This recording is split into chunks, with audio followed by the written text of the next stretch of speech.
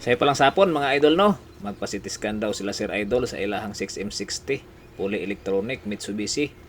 Ang problema ani nagsigig-siga ang iyahang helicopter sign. Unya wag gyud kusog mga idol, nasa 17 lang ang RPM mga idol. Atong nakita diha mga idol no, nga nagsigig-siga ang iyang helicopter sign. Unya ato ang RPM man diha, wag gyud kusog mga idol, nasa 17 lang. Bisag unsaon na tuog duot diha sa ato ang tail nga walay sinilas. Isiti lang gyud. Isiti lang gyud. Isiti lang. Hold now.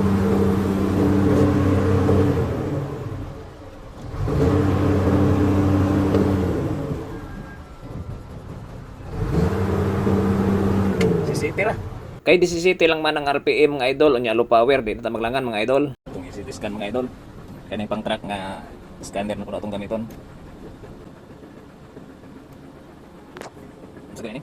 Pusok ban. Pusok isip ko pusok.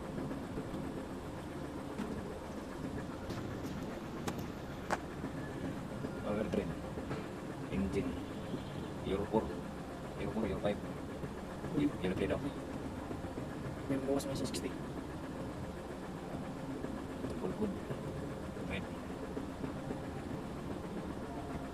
Patay patinda ka na. Kining P0472 naka-present history ni siya mga idol. DPF pressure sensor low. Kining uban diri nga naka-history lang, pwede na nato na siya i-risk code mga idol. Grabe na gana, ug mo na ipapalit sa tagiya puro doy. Lagbong ni. Story present. Kani. DPF sensor low.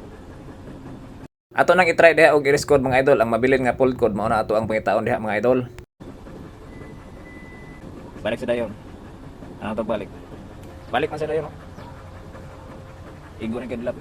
DPF gid sir.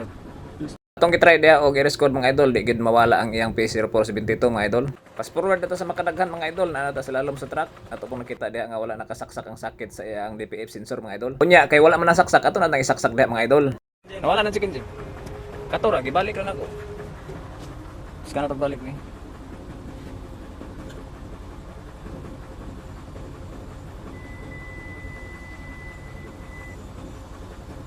No fault present. Wala na. Goods na. Uy!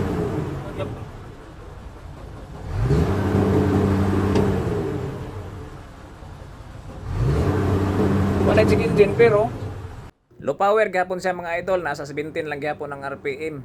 Ato na pong natultulan ang hinungdan sa pagsiga sa iyang helicopter sign mga idol. Ato na nang CT scan, na-risk code na po nato.